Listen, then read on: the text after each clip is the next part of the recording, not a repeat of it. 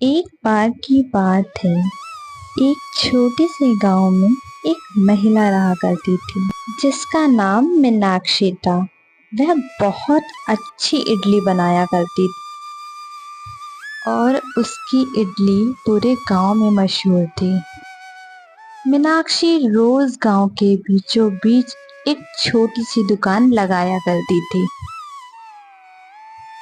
वो सुबह सुबह ताजी ताजी इडली बनाती और उसे सुंदर से टिफिन में सजाकर गांव में बेचने चली आती। गांव में बच्चे बड़े बूढ़े सब इडली के बड़े दीवाने थे।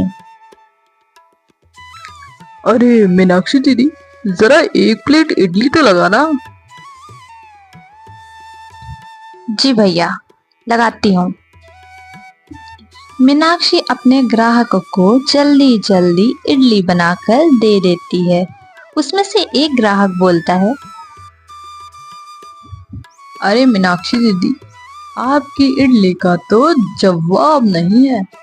वाह, बहुत उम्दा बनाई है इडली। धन्यवाद भैया। काफी शाम हो जाती है और अंधेरा भी छा जाता है। मीनाक्षी अपनी दुकान बंद करके अपने घर वापस चली जाती है। वहीं मोहनलाल अपने घर पहुंचता है और अपनी पत्नी से इडली की बहुत तारीफ करता है। अरे पता है भाग्यवान, इडली तो मीनाक्षी बहन बनाती है, बहुत अच्छी। उसके जैसे इडली तो पूरे गांव में कोई ना बना पाता होगा। मोहनलाल की पत्नी उससे चिढ़ जाती है और उससे कहती है, अच्छा, तो अब मैं भी कल से इडली वड़ा की दुकान लगाऊंगी और देखती हूँ कौन खाने आता है इडली, उसके यहाँ कि मेरे यहाँ, देखती हूँ।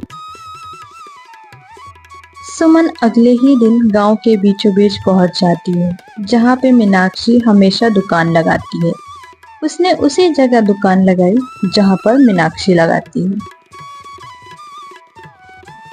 थोड़ी देर बाद जब मीनाक्षी अपनी दुकान लगाने के लिए उस जगह पर आई तो उसने देखा कि वहां पर तो कोई और है। उसने जाकर उससे पूछा, बहन, आप कौन हैं? मैं तो यहाँ दुकान लगाती हूँ रोज इडली की। मैंने आपको पहले कभी यहाँ नहीं देखा।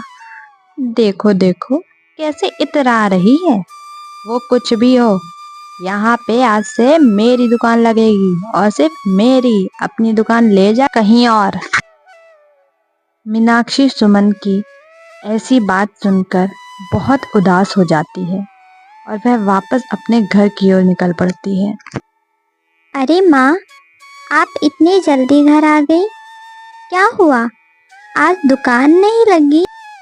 मीनाक्षी अपनी बेटी को वहाँ की सारी बातें समझाती है और बताती है कि आज के बाद वह दुकान नहीं लगाएगी। इतना सुन के उसकी बेटी रोने लगती है और कहती है, माँ, माँ, अब अब हम कैसे जिएंगे? अब क्या होगा हमारा? हम तो बहुत गरीब हैं। तुम परेशान मत हो बेटा, मैं और मेहनत करके घर से ही इडलियां बेचा करूंगी। तुम्हें परेशान मैं नहीं देख सकती बेटा।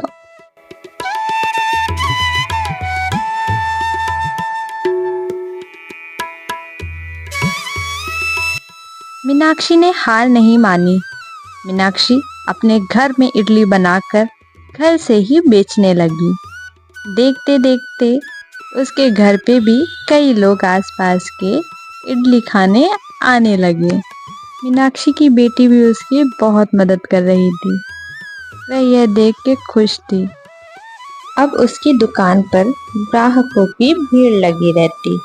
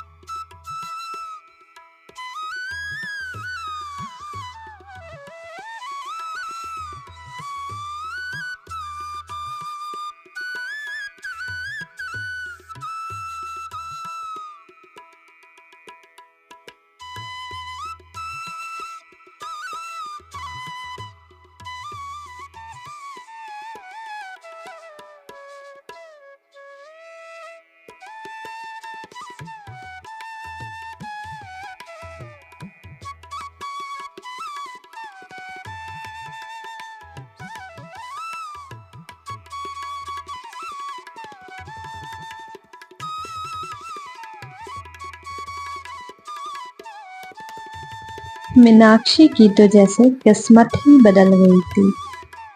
उसने एक अच्छा घर खरीदा और वह सभी गांव वालों की बहुत अच्छे से मदद करती। उसका स्वभाव बहुत अच्छा था। कुछ दिन बाद गांव में हर जगह ये बात फैल गई। अरे सुनती हो सुमन, मीनाक्षी दीदी तो बड़ी दिल वाली है। मुझे पैसों की जरूरत थी, उन्होंने तुरंत मदद कर दी मेरी। मीनाक्षी की इतनी तारीफ सुनकर सुमन को मन ही मन गुस्सा आ रहा था। आखिरकार उसने इतने कम समय में इतनी पहचान बनाई तो बनाई कैसे।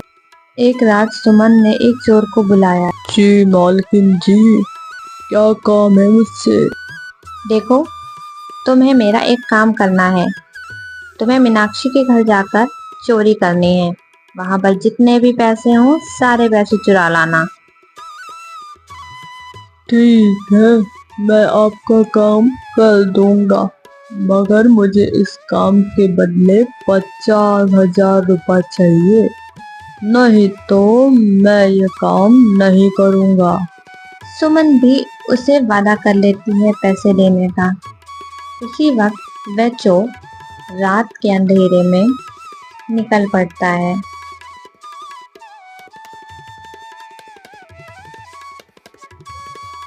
कुछ ही देर में वह मीनाक्षी के घर पहुंच जाता है। वह देखता है और सीधा घर के अंदर चला जाता है। पास के ही कमरे में सारे पैसे रखे हुए होते हैं। वह चोर सारे के सारे पैसे उठाकर फुर्र हो जाता है। सुबह जब मीनाक्षी उठती है तो देखती है वहां तो चोरी हो गई है। उसके सारे पैसे कोई ले गया है।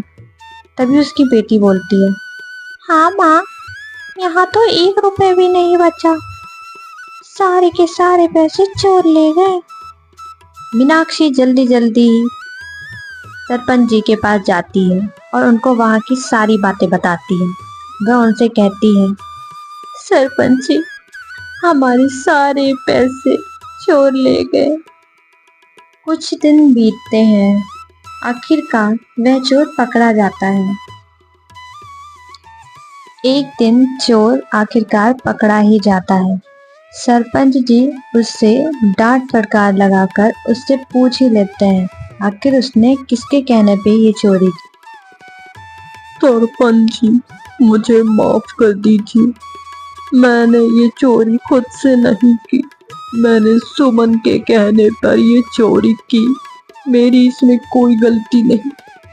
चोर की ये बात सुन के सरपंच जी ने सुमन को वहां पर बुलाया।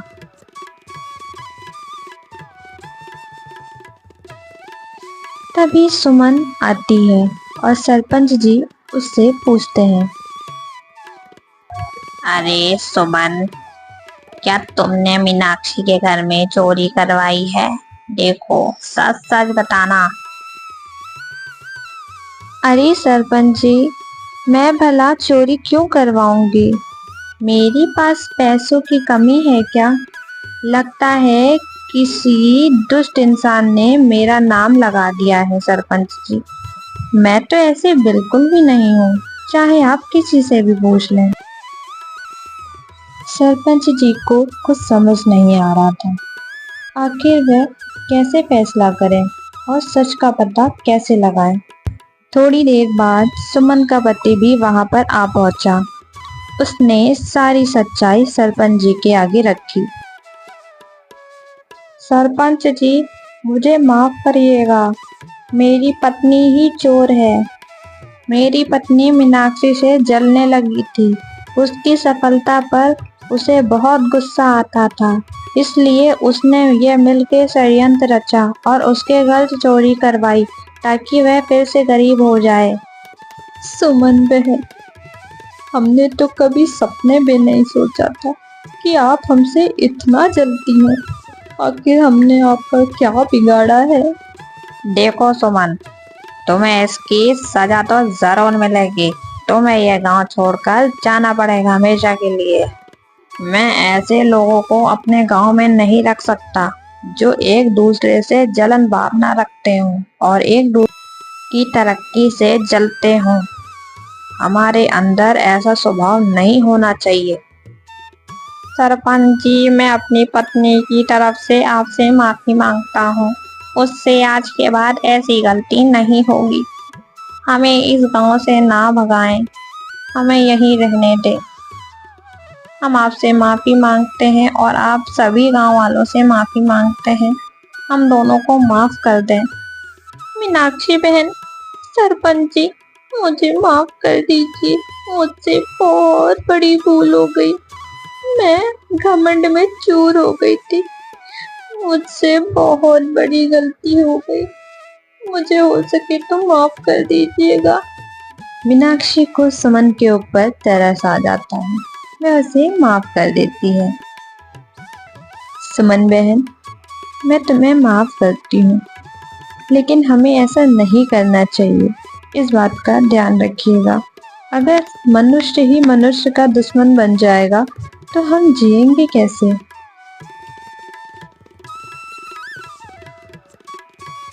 कुछ दिन बाद गांव में फिर से वही खुशहाली आ गई थी। सब हंसी खुशी और मिलजुल कर रहने लगे। मीनाक्षी ने गांव में एक बहुत बड़ा रेस्टोरेंट खोल लिया और वह बहुत चलने लगा। मीनाक्षी के जीवन ने हमें यह सिखाया कि जीवन में कितनी भी कठिनाइयां और परेशानियां आए, हमें उनसे लड़ना चाहिए और जीतना चाहिए।